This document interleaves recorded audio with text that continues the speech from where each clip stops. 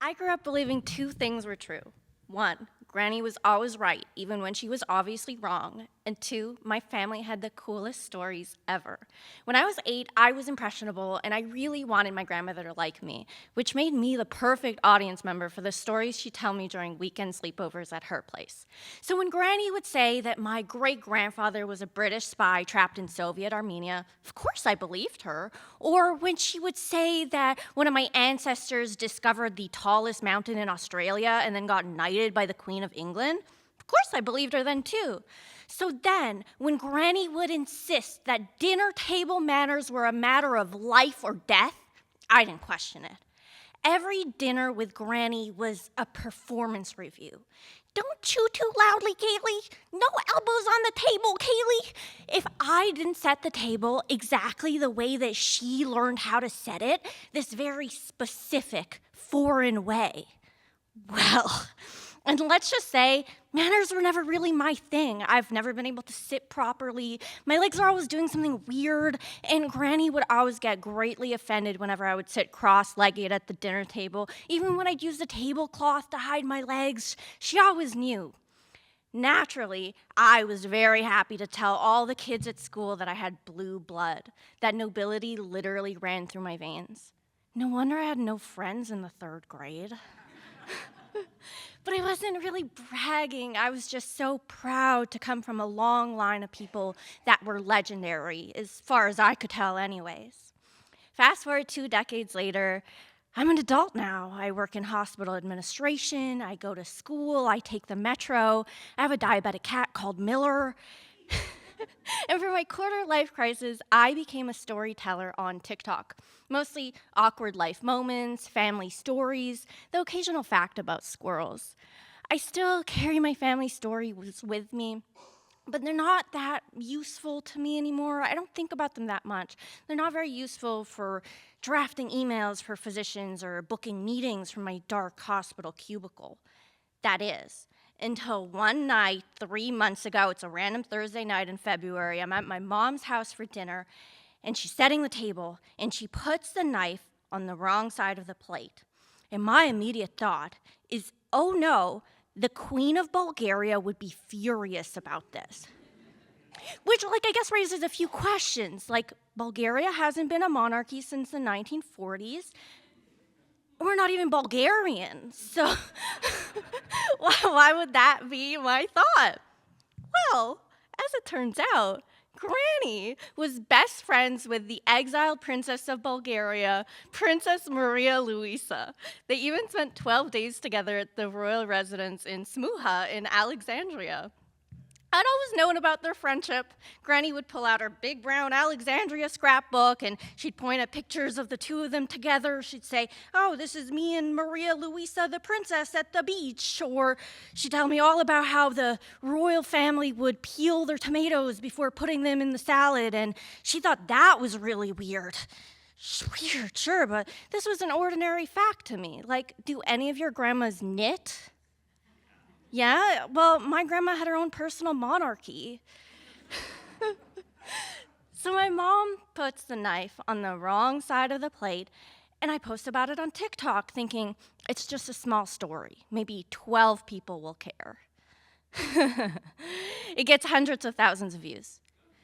People want updates. People want photo evidence. People want a Bulgarian royal table setting tutorial. I oblige folding a paper towel instead of a napkin. We don't own napkins. There is outrage about this specifically. I'm getting canceled. It's a whole thing. Almost overnight, a story I've heard for the better part of 2 decades materializes. Almost overnight, a royal historian reaches out to me. He connects me with Maria Luisa's son, her grandchildren. Pretty soon, 3 members of the Bulgarian royal family are following me on TikTok. And then it's 4 nights later, after posting the TikToks, we're just finishing up dinner. My boyfriend, Victor, is doing the dishes, and I get a phone call. The voicemail transcription reads, "This is Maria Luisa. I would like to speak to Kaylee." What? This is a figure from my childhood, a legendary mythological woman that my grandmother would invoke every time I misbehaved at dinner, and she wants to speak to me on the phone right now? Okay, I pick up. We speak for 10 minutes, and she's very curious about my life, which sounded very mundane next to somebody who has a Wikipedia page. I tell her I work in hospital administration. She wants to know everything about my commute to work. I'm telling her, yeah, it's short walk to the metro, 2 metro stops, and then I have to walk through the Vendôme tunnel. How weird it is to describe Snowdon Metro to the Princess of Bulgaria. Maria Luisa tells me that her mom was the Queen of Bulgaria. My mom makes t-shirts. Then she asks if I can reconnect her with my grandmother. I immediately hang up and I call Granny, and the phone rings and rings and rings until finally Granny picks up sounding mildly annoyed. Hey, Granny, you interrupted my poker game. Oh, okay. Did you win? Anyways, doesn't matter. You're not gonna believe this. You're crazy, she tells me. No, but I'm not crazy. Maria Luisa is actually calling you tomorrow. The only problem is we don't know what time because I did not ask. So naturally, Maria Luisa picks the worst possible time. Calls Granny right as she's heading out to dinner. So Granny picks up the phone with her whole winter coat on, 1 boot on, 1 glove on, and stays like that for the whole 40-minute phone call, not wanting to miss one single moment. Granny and the princess reconnect, and I'm thinking my job in their story is over. It turns out my job has just begun. It's a couple of mornings later. I roll over and grab my phone, and I see an email that says TV request. TV? What is going on with my life? I'm reading this email. It's 6 a.m. Before this moment, all my TikTok account had gotten me was a pair of sponsored Bose headphones and a weird twitch every time I opened up my comment section. And now Eastern Europe wants to speak to me?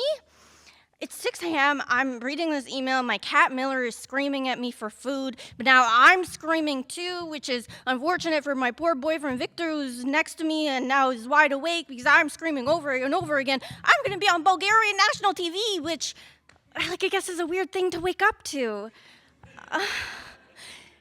4 hours later, I'm trying to find a cool and nonchalant way to reply to this email when I get another email from another Bulgarian news station. They want me on TV too. All right, the imposter syndrome can wait, I guess. Bulgaria needs me. The next morning, I wake up at 5:30 a.m. to do my makeup. The interview's at 6. The first question the journalist asks me is, how do you know the Princess of Bulgaria? Well, like everything else important that I learned growing up, Granny told me.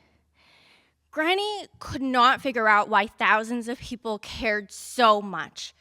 But I think I know. I think about myself at 8, telling everybody at school that I had blue blood. And then I think about myself at 27, telling the story online and getting my grandmother reconnected with her closest friend. And I think I know. Sometimes the stories you've heard forever aren't over yet. They're just waiting for you to keep telling them.